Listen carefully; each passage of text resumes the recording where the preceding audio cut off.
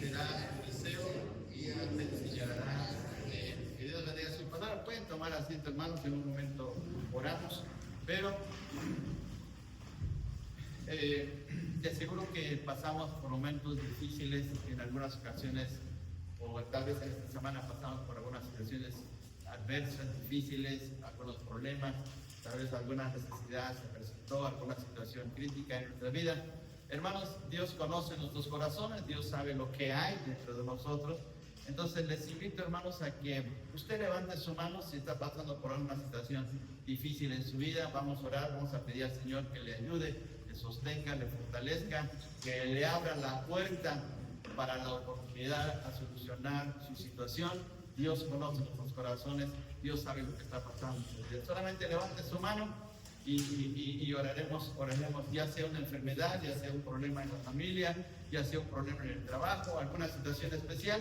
Solamente levante su mano y estaremos orando porque Dios haga la obra en su vida. Muy bien, vamos a orar, vamos a pedir al Señor que bendiga y nos ayude a salir de esta situación, y oraremos también por el mensaje de esta mañana. Padre, nuevamente nos acercamos a ti para agradecerte porque tú eres nuestro Dios. Como dice tu palabra, ¿a quién iremos? ¿A quién iremos? Tú eres la respuesta a nuestros problemas, tú eres la respuesta a nuestras necesidades, tú eres la respuesta a todas las situaciones que nos pasan en nuestras vidas, y por eso nos acercamos a ti, Señor, porque ¿quién como nuestro Dios? Y por eso, Señor, reconocemos tu grandeza, reconocemos tu misericordia, tu bondad, y nos acercamos a ti, Señor, porque en medio de las luchas, en medio de los problemas, de las adversidades, de los ataques incluso del enemigo de nuestras almas, que es el diablo, Señor, salimos victoriosos porque tú nos llevas de victoria en victoria.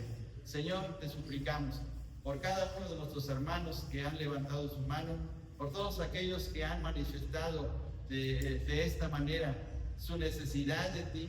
Por favor, Señor, en tu misericordia, en tu bondad hacia nosotros, por favor, contéstanos, ayúdanos, sácanos triunfantes. Tú eres nuestro Dios y Señor, reconocemos que nadie más que tú nos puede llevar a la solución de la necesidad que tenemos. Por eso, Señor, nos acercamos a ti en esta mañana. Gracias, porque a través de la sangre preciosa de nuestro Señor Jesucristo podemos acercarnos confiadamente al trono de tu gracia. Señor, por eso deseamos suplicar tu ayuda. Y bendícenos también, Señor, en esta mañana. Que tu Santo Espíritu sea el que hable en nuestros corazones. Tú conoces nuestra vida, tú conoces también cuál es nuestra necesidad espiritual, y pedimos, Señor, que sigas hablando a nuestros corazones, que sigas perfeccionando la obra que un día comenzaste en nuestros corazones. Ayúdanos, Padre. Te lo suplicamos en el bendito nombre de Jesús. Amén. ¿Soy guardián de mi hermano? Y es la pregunta basada en el texto bíblico. El Señor le dice a Caín y le hace la pregunta: ¿dónde está tu hermano? Y la contestación que da Caín es: ¿soy yo acaso guardia de mi hermano? Y ese es el título del mensaje de esta mañana. ¿Soy guardián de mi hermano? Pues desde el punto de vista del Nuevo Testamento, sí. La contestación es rotundamente sí, somos guardianes de nuestro hermano. Pero en la manera como Caín le habla al Señor de una manera tan insolente, pues nos deja que pensar sobre esta situación. Pero vamos a ver esta situación. El pasaje que va del versículo 1 hasta el versículo 16 de Génesis 4 habla de este serio problema que hay como consecuencia de la caída de Adán y de Eva. El pecado ahora se está extendiendo y cada vez está siendo más fuerte, más grave, más cruel, más sanguinario, por decir así. Conforme va avanzando la humanidad, conforme se va desarrollando la familia de Adán y Eva y van creciendo, cada vez más el pecado va haciendo sus efectos devastadores.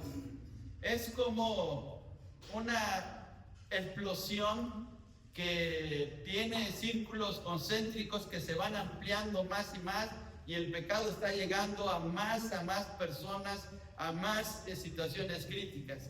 Comenzó con una desobediencia, el pecado, y ahora se está extendiendo y llega a una situación crítica dentro de la familia. En los primeros versículos del 1 hasta el 4, la semana pasada veíamos acerca de las dos ofrendas que presentaron Abel y Caín, o Caín y Abel, porque Caín es el mayor, y resulta que ahí comienza el serio problema. Caín que debió tener una actitud positiva de agradecimiento, de glorificar a Dios por la cosecha que había tenido y que debería de ofrendar correctamente hacia Dios, no lo está haciendo porque le entra la envidia. Ahí viene ese problema. Aunque la palabra envidia no está dentro del texto, pero la actitud que tiene es una actitud de envidia hacia su hermano. Fíjense bien, hermanos, en el versículo 4, regresemos, vamos a ver el contexto. Versículo 4 dice, y Abel trajo también de los primogénitos de sus ovejas, de lo más gordo de ellas, y miró Jehová con agrado a Abel y a su ofrenda. ¿Por qué miró con agrado Dios a la ofrenda de Abel? Porque puso su dedicación. En este momento, el problema no era el asunto de la ofrenda, porque fue una ofrenda de vegetales y fue una ofrenda también de animales. El problema no era la ofrenda, el problema era la actitud hacia la ofrenda, la manera como lo estaban presentando cada uno de ellos. Abel puso todo su corazón, todo su deseo de glorificar a Dios. Y fíjense bien, hermanos, en la expresión que aparece en el versículo 4, que dice, de lo más gordo de ellas, es decir, lo selecto, lo mejor, lo delicado, lo que valía la pena, lo que merecía Dios. Puso tanta atención en eso que por eso la frase dice, de lo más. Cuando leemos la carta a los Hebreos capítulo 11, dice que ofreció más excelente sacrificio, más excelente. Cuando se dice la palabra excelente, ya es lo máximo. Pero redundando en el griego, en la manera como está escrita la carta a los Hebreos, dice más excelente. Pues si es excelente, ya no puede ir más allá de lo excelente. Pero remarca la situación en la manera como Abel le estaba dedicando su ofrenda. Y eso le provocó celos, le provocó la envidia a Caín. Y en el versículo 5, regresando a la narración, dice, pero no miró con agrado a Caín y a la ofrenda suya. Y entonces dice el texto, y se ensañó Caín en gran manera y decayó su semblante. La manera como está redactado el texto, en el texto hebreo, quiere decir que ardió en ira. Tenía una ira ardiente, es decir, estaba rojo de coraje o pálido de tanto coraje, es decir, estaba mostrando todos sus sentimientos adversos ante la ofrenda de Abel, que Caín estaba con una actitud tan negativa que Dios inmediatamente intervino y le habló. Y aquí viene la primera cosa. Dios le advierte a Caín que debe de tener cuidado con esa reacción, porque esa reacción negativa, y esa reacción que no solamente es negativa, sino es muy, muy grave, le va a ocasionar un serio problema. Veamos, hermanos, la intervención y la advertencia de Dios. Y aquí viene el primer punto, la advertencia de Dios. Dios siempre tiene esa cualidad de advertirnos a no llegar a situaciones críticas o no a pecar, a fallarle a Él, porque es el daño para nuestras propias vidas. Y veamos, hermanos, la reacción, o mejor dicho, la advertencia de Dios. Versículo 6. Entonces Jehová dijo a Caín, ¿por qué te has ensañado? Es decir, ¿por qué estás tan airado? ¿Y por qué ha decaído tu semblante? ¿Por qué estás tan pálido de ese coraje? Por una parte se puso rojo de coraje y luego palideció porque no se aguantaba esa envidia que tenía contra su hermano. Y Dios se lo está advirtiendo. Dios le está diciendo, mira, Caín, ten cuidado de la manera como estás reaccionando. Ten cuidado de ti mismo. Y veamos la manera como le habla el Señor. Le está advirtiendo, si bien hicieres, si haces bien las cosas, no vas a ser enaltecido. ¿Por qué no haces bien las cosas? En otras palabras, ¿por qué no me ofrendas correctamente? ¿Por qué no te acercas de la manera correcta hacia mí? ¿No quieres ser enaltecido? ¿No quieres ser reconocido? Mira, me agradó la ofrenda de tu hermano Abel, pero no es la tuya porque tú no me estás dando algo que sea significativo. La semana pasada veíamos, hermanos, otra vez regresando al contexto para que nos demos cuenta de esta situación, dice de la siguiente manera en el versículo 3, regresemos un poquito para que veamos el contexto.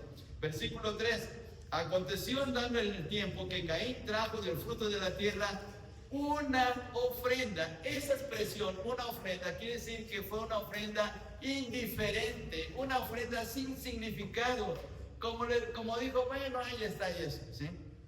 Es como aquellos niños que cuando llega el 10 de mayo le dicen, mamá, la maestra me dijo que me debes de dar para comprarte tu regalo de 10 de mayo. ¿Qué chiste tiene, hermano? ¿Qué chiste tiene eso?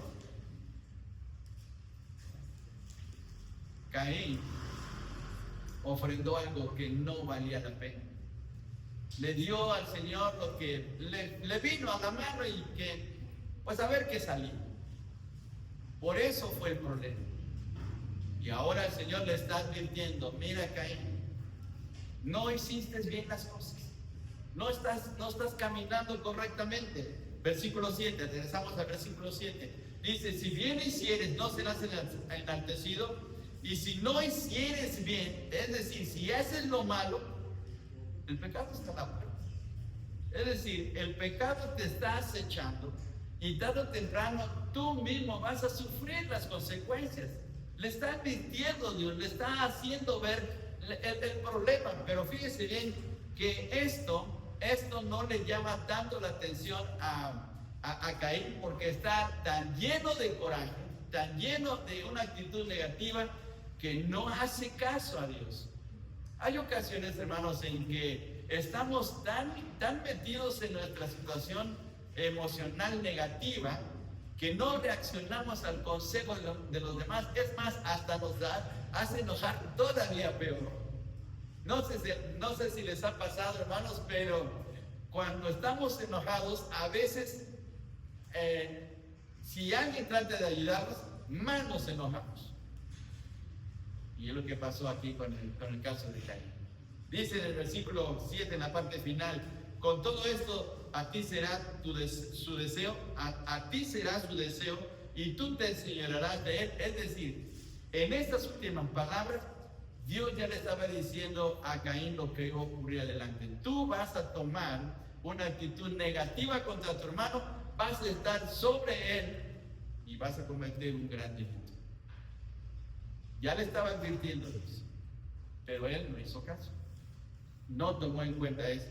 Porque fíjense bien, ahora viene la decisión de Caín, la decisión humana. Primero es la advertencia divina, ahora viene la decisión humana. Y es un rechazo hacia Dios, es un rechazo al consejo de Dios. Cuando hay ese rechazo, entonces es un serio problema. Por favor, les invito a ir a Proverbios 13:18. Proverbios 13:18. Utilizamos nuestra Biblia. Proverbios 13 y versículo 18. Veamos lo que dice este texto, hermano. 13:18 del libro del Proverbios. Dice así: pobreza, fíjense bien, hermano, que dice la palabra de nuestro Dios: pobreza y vergüenza tendrán el que menosprecia, ¿qué cosa? El consejo. Pobreza y vergüenza tendrá el que menosprecia el consejo. Es lo que iba a pasar con Caín.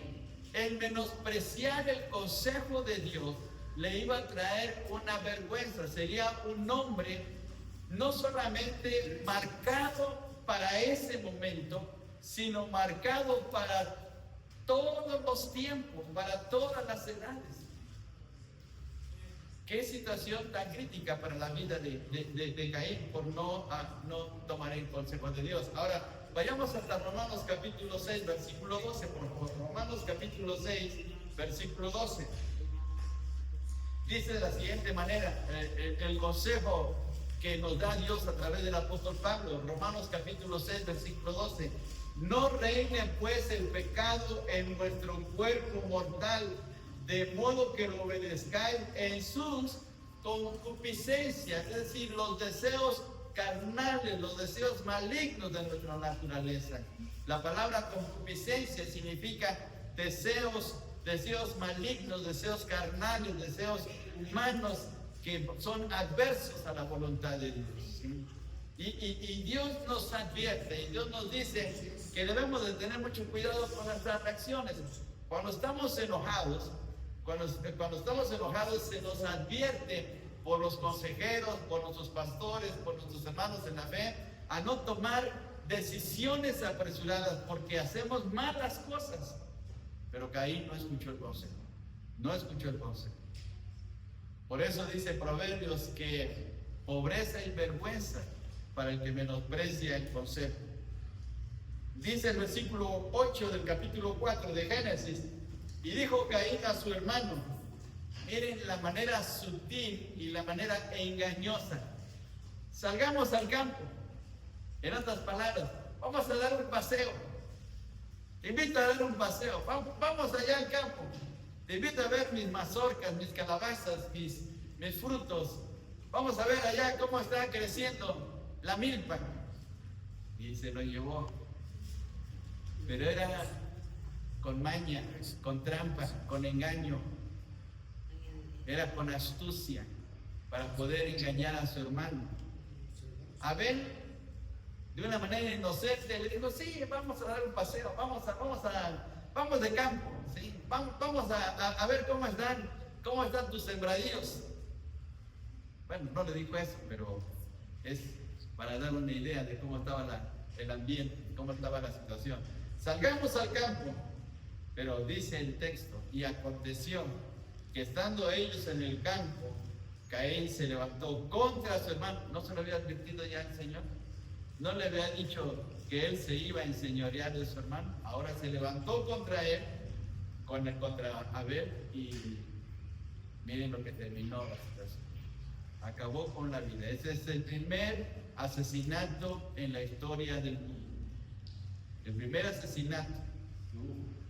Y volvemos otra vez a mencionar la situación pecaminosa del hombre, la condición espiritual lejana a Dios, ahora se está convirtiendo en un serio problema. Lo que sucedió con una desobediencia, con el simple hecho de tomar un fruto prohibido, ahora se ha convertido en un asesinato, en una ruptura de la familia. Imagínense el dolor de Abel. Perdón, el dolor de Adán y de Eva al saber que su segundo hijo ahora está muerto. Ellos no sabían lo que era la muerte, no comprendían lo que era morir. Ahora se daban cuenta en una situación grave lo que estaba pasando en la familia. El primer velorio que se llevó a cabo en la historia tuvo que ver en la familia de Adán y Eva. Imagínense ir a enterrar al primer hijo. Qué doloroso. Y es una situación de familia. Hubiera sido el vecino, hubiera sido otra persona, hubiera sido alguien extranjero, hubiera sido alguien que no tiene nada que ver con la familia. Bueno, es un malo, es un perverso, lo que sea. Pero eran la misma familia. O sea, el dolor se agrava más porque fue dentro de la misma familia el problema. Pero son las consecuencias de lo que va pasando en la naturaleza humana. El pecado se convierte en un serio problema. Conforme vamos avanzando en el libro de Génesis, vamos viendo cómo el pecado está yendo cada vez más y más hacia abajo en su crueldad en la vida humana. Cuando llegamos al capítulo 6, o lleguemos al capítulo 6 del libro de Génesis, nos vamos a dar cuenta que el pecado llegó a una situación tan extremosa, en una situación tan terrible, que Dios tuvo que tomar una decisión muy fuerte. Tuvo que hacer el primer juicio en la humanidad a través del diluvio, para barrer toda la humanidad. toda la humanidad que había contaminado su creación. Entonces, el pecado está llevando cada vez más hacia abajo la vida del ser humano, lo está llevando a su propia ruina. Y aquí viene esa tristeza. ¿Lloraron Adán y Eva? De seguro que sí, lloraron por Abel. No lo dice el texto, pero en todo velorio, en la muerte de un ser querido, siempre hay dolor y lágrimas. Y eso que ocurrió aquí en la vida de Adán y Eva, al ver a este hijo que ahora ya no estaba entre ellos. Qué situación tan que... Pero Dios le había advertido a Caín. Ahora veamos la confrontación que Dios le hace a Caín. Vamos a los versículos 9 y 10, por favor, allá adelantito. 9 y 10, la confrontación. Y Jehová dijo a Caín: ¿dónde está Abel tu hermano? Le está preguntando, pero Dios ya lo sabía. Dios ya sabe todas las cosas. Le está haciendo esta pregunta porque quiere llegar a que Caín reaccione en la mala acción que ha cometido, al delito que ha cometido. Hebreos capítulo 4, versículo 13 dice de la siguiente manera. Por favor, ahora vamos a nuestras Biblias. Hebreos capítulo 4 y versículo 13. Hebreos 4:13 dice así: y no hay cosa creada que no sea manifiesta en su presencia. Antes bien, todas las cosas están desnudas y abiertas a los ojos de aquel a quien tenemos que dar cuenta. Todas las cosas están abiertas ante el Señor. No podemos escondernos de Dios. Si vamos en la calle, Dios nos ve. Si estamos en la casa, Dios nos ve. Si estamos aquí en la iglesia, Dios nos ve. Si estamos en el lugar de trabajo, Dios nos ve. Donde quiera que estemos, Dios sabe perfectamente nuestra vida, ve nuestras acciones. Si nos metemos a lugares indebidos, Dios sabe en dónde estamos y nos ve claramente. Ahora veamos, por favor, vamos a leer este pasaje, hermanos. 2 Corintios 5:10. 2 Corintios 5:10, aunque lo está hablando para creyentes. 2 Corintios capítulo 5 y versículo 10, dice el apóstol Pablo, bueno, a través de la toma del apóstol Pablo nos está hablando el Espíritu Santo. Y versículo 10 dice: porque es necesario que todos nosotros comparezcamos ante el tribunal de Cristo, para que cada uno reciba según lo que haya hecho mientras estaba en el cuerpo, sea bueno o sea malo. Porque Dios sabe perfectamente nuestras acciones, sabe nuestras actitudes, sabe nuestra forma de vida, sabe la clase de reacciones que hay en nuestros corazones. No podemos ocultarnos delante de Dios. Ahora vamos, por favor, vamos a este pasaje, vamos hasta el capítulo 44, al Salmo 44 y versículo 21. Salmo 44 y versículo 21, por favor. Salmo 44 y versículo 21. Salmo 44 y versículo 21. Y dice de la siguiente manera, versículo 21, ¿no demandaría Dios esto? Y veamos esta frase: porque Él, o sea Dios, conoce ¿qué cosa conoce el Señor? Los secretos. No le podemos guardar secretos a Dios. Le podemos guardar secretos a todo el mundo, sí, pero no a Dios. Hay hermanos que luego me dicen: hermano, no puede venir a la iglesia este domingo porque tuve este problema. Yo les creo. Yo no tengo por qué estar dudando. Hermano, no puede venir a la iglesia porque se le poncharon todas las llantas al metro. Yo te creo. Pero a Dios no le podemos engañar. Porque Él conoce perfectamente los secretos de su corazón. Él sabe nuestra vida íntima. Él sabe lo que hacemos en lo bueno. Él sabe lo que estamos haciendo cuando estamos solos en la casa o cuando estamos solos en el trabajo. Él sabe perfectamente. No podemos ocultarle nada a Dios. Y Dios sabía lo que estaba pasando en la vida de Caín. Por eso le pregunta: ¿dónde está tu hermano Abel? Dios ya lo sabía, pero quería ver la reacción de Caín. Y veamos otra vez, regresando otra vez a Génesis capítulo 4, versículo 9. ¿Dónde está Abel, tu hermano? Y él respondió, no sé.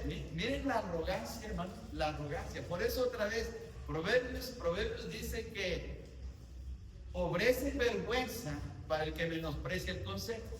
Y ahora viene la arrogancia de Caín. Dice, no sé, ¿soy yo acaso guarda de mi hermano? O sea, ¿yo tengo que andar cuidando a mi hermanito? Pues sí, tenemos una responsabilidad, ya sea familia en el sentido humano, o ya sea familia espiritual. Nos debemos de cuidar como hermanos en la fe, ¿sí o no, hermanos? ¿Sí? ¿Debemos de apoyarnos, sí o no? A ver, hermanos, ¿debemos de apoyarnos, sí o no? Sí, claro que sí.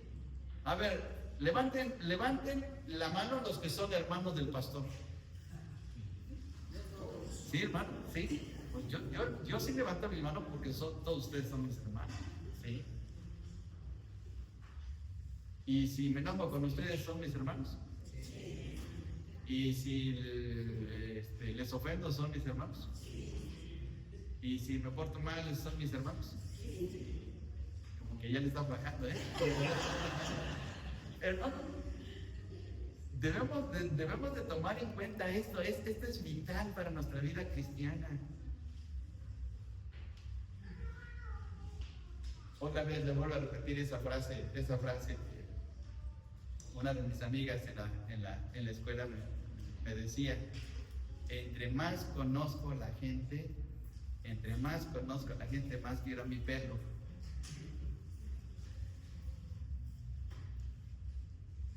Estar entre personas es difícil. Ustedes lo pueden ver en sus trabajos. No hay envidias, no hay celos, no hay ataques, no hay corajes. No quieren sacar provecho a alguien. No alguien quiere ser siempre el que quiere llevar la batuta y quiera creerse el que es la persona más importante. Hay problemas serios. Miren, hermano, podemos trabajar con las máquinas bien felices. Si usted trabaja con máquinas o trabaja con cosas materiales, no tiene problema. Por ejemplo, voy a poner, perdón, hermano Gerardo, pero usted que trabaja con materiales, en algún momento el bulto de cemento le dice: ¿por qué me estás lastimando? No tenemos problema.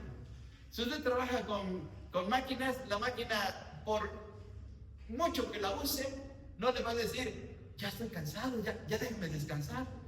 No.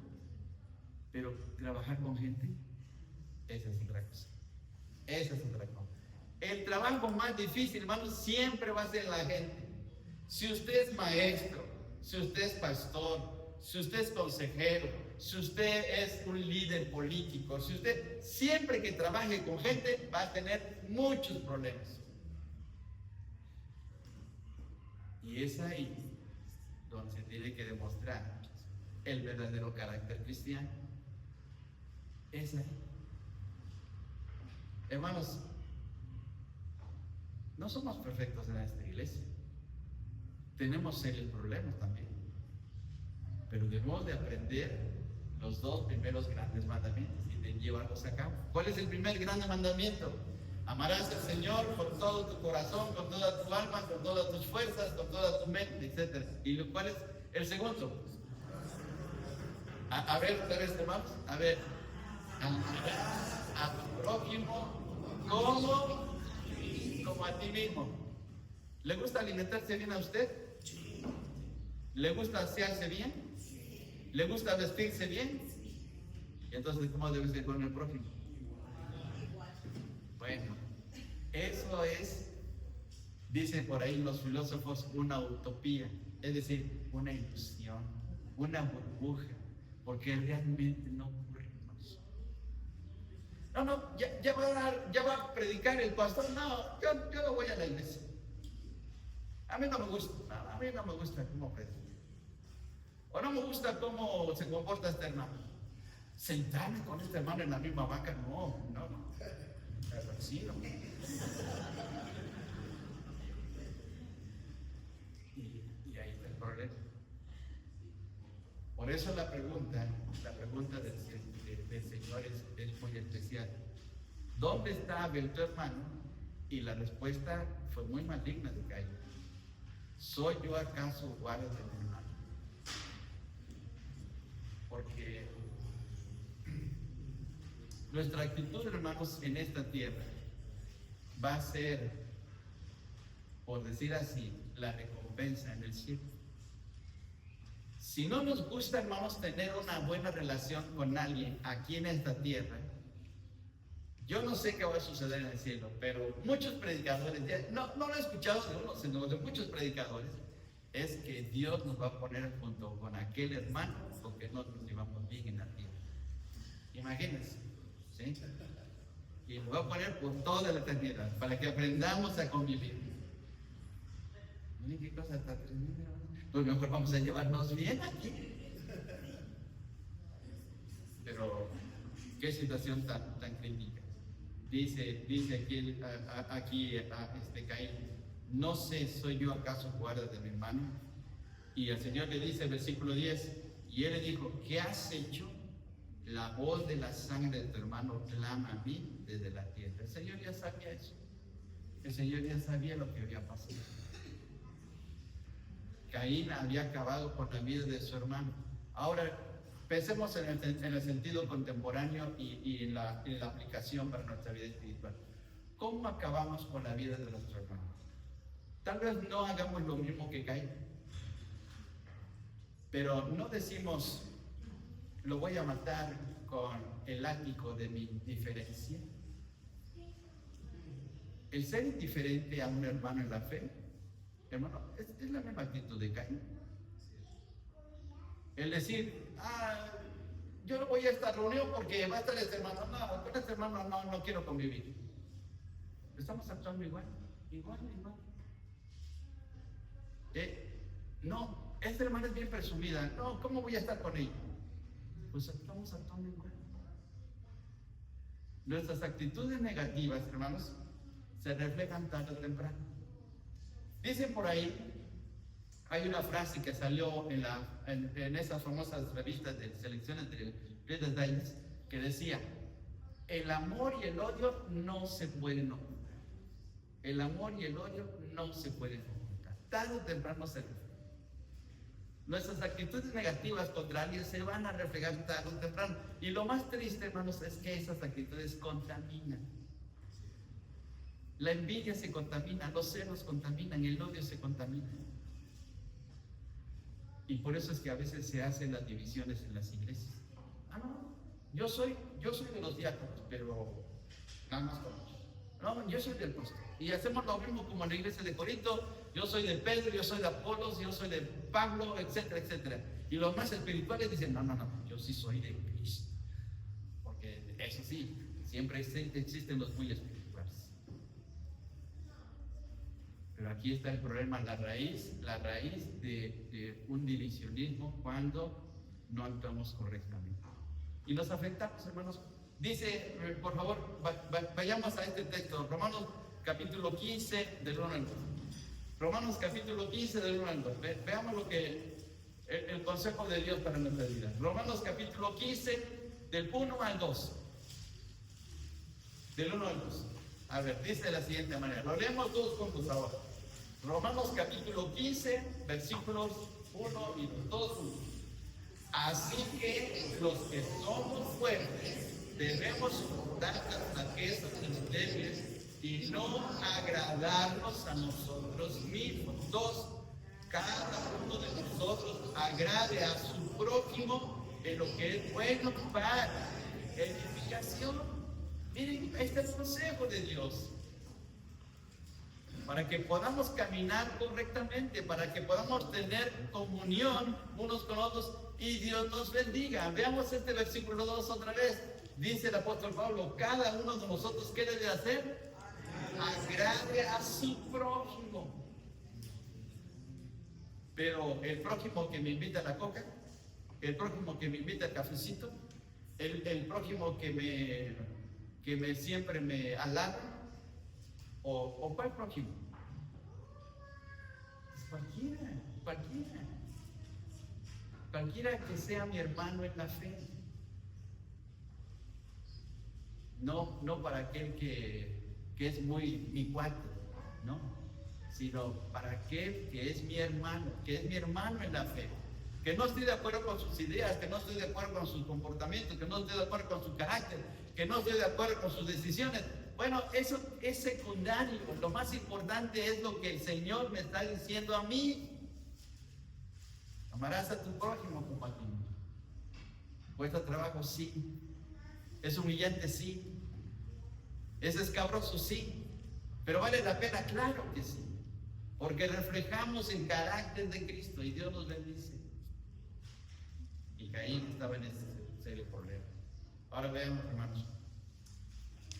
La primera persona maldecida por Dios. Y miren, ahí está la gravedad. Aquí viene el juicio de Dios. La primera persona maldecida por Dios fue Caín. Veamos el versículo 4:11 de Génesis. Dice de la siguiente manera: ahora pues, miren qué expresión de Dios: maldito seas tú de la tierra. La primera maldición que llegó al ser humano fue para Caín. En el caso de Adán, Dios no lo maldijo a Adán, Dios maldijo la tierra, para que de ahí surgiera su alimento con el sudor de su frente. Pero la maldición directa hacia una persona fue a Caín. Imagínense qué problema es este. Hace años, en un viaje que hicimos con unos hermanos a Chiapas, unos hermanos nos llevaron a conocer en la frontera un pueblito de Guatemala. Y ya de regreso, después de haber estado ahí un rato, ya de regreso, en el transporte, ahí esperando una combi que nos llevara a la frontera para venir hacia Tapachula, resulta que nos subimos en una combi, pero esa combi iba a ir para otro lado, y ya estaba arriba una señora, y el chofer le dijo: señora, váyase porque voy a ir por otro rumbo, voy por otra ruta. Y ya nos dijo: nosotros, súbanse ustedes. Y la señora se bajó, pero empezó a echar maldiciones contra nosotros, y yo sentí feo que esa persona nos estuviera maldiciendo literalmente. Pues ahora imagínense la maldición de Dios. Es Dios quien ya está maldiciendo la vida de Caín por no tener una actitud correcta, por no vivir correctamente con Dios. Le dice el Señor del versículo 11: ahora pues, maldito seas tú de la tierra, que abrió su boca para recibir de tu mano la sangre de tu hermano. Cuando labres la tierra, no te volverá a dar tu fuerza, y errante serás en la tierra. Hay una postura, hay una creencia que dicen que los gitanos son descendientes de Caín. No sé si ustedes han escuchado esa postura, que los gitanos, pero los gitanos no tienen nada que ver con la descendencia de Caín, porque toda la familia de Caín murió en el diluvio. Todos los descendientes de Caín acabaron ahí. Pero Caín fue errante, tuvo que andar vagando de un lado para otro. Ni siquiera la tierra, ni siquiera se iba a volver agricultor, cosa muy diferente con Adán, porque Adán, aunque la tierra estaba maldecida por Dios, sin embargo, iba a sacar fruto por su trabajo, por su esfuerzo. Pero Caín no. Y termina esta situación tan grave. Caín tuvo que doblegar hasta cierto punto su orgullo para pedirle la ayuda a Dios. En el versículo 13, regresando, viene el lamento del ser humano y el lamento de Caín. Y dijo Caín a Jehová: grande es mi castigo para ser soportado. He aquí, me echas hoy de la tierra, y de tu presencia me esconderé, y seré errante y extranjero en la tierra, y sucederá que cualquiera que me hallare me matará. Y le respondió Jehová: ciertamente cualquiera que matare a Caín 7 veces será castigado. Entonces Jehová puso señal en Caín, para que no lo matase cualquiera que le hallare. Salió pues Caín de delante de Jehová y habitó en tierra de Nod, al oriente de Edén. La palabra Nod significa errante, la tierra de los errantes. iba a andar vagando, no iba a tener un lugar fijo, porque esas eran las consecuencias de su propio pecado. Hay una historia en el Nuevo Testamento de alguien también que anduvo errante por un tiempo, hasta que reconoció su necesidad de Dios. ¿Quién es ese errante? El hijo pródigo. Un día le dijo al padre: Padre, dame mi herencia, quiero vivir mi vida, quiero irme, y se fue a vagar por el mundo, a andar de errante, y le fue mal. Lucas capítulo 15, hermanos, y ya vamos a terminar, 15, 13 al 17.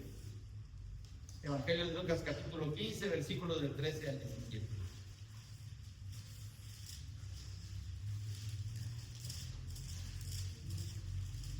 Evangelio de Lucas capítulo 15, versículos del 13 al 17. Y veamos, hermanos, qué enseñanza. No muchos días después, contándolo todo, el hijo menor se fue lejos a una provincia apartada y allí desperdició sus bienes viviendo perdidamente. Y cuando todo lo hubo malgastado, vino una gran hambre en aquella provincia y comenzó a faltarle. Y fue y se arrimó a uno de los ciudadanos de aquella tierra, el cual le envió a su hacienda para que apacentase cerdos. Y deseaba llenar su vientre de las algarrobas que comían los cerdos, pero nadie le daba. Note esa frase: nadie le daba. Andaba de un lado para otro, como errabundo, vagando, por su propia mala decisión. Y hermanos, no necesitamos llegar a eso. No necesitamos andar vagando en el mundo, porque tenemos los brazos de alguien que nos está esperando día tras día para caminar correctamente y bendecirnos. Y esos son los brazos del Señor Jesús. Él dijo claramente: venid a mí todos los que estáis cansados y trabajados, y yo os haré descansar. No necesitamos estar haciendo cosas malas. No tenemos por qué hacerlas. No tenemos por qué tomar malas decisiones si confiamos en nuestro Dios.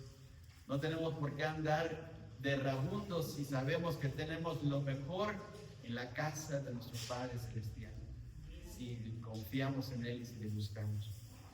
Caín sufrió esas consecuencias tremendas. Así es que tomemos esta historia para nuestra propia vida. Dejemos que Dios actúe a nuestro favor, que Él sea el que tome nuestras vidas en sus manos. Hagamos la voluntad del Señor, escuchemos el consejo de Dios, porque de esta manera nos va a ir bien.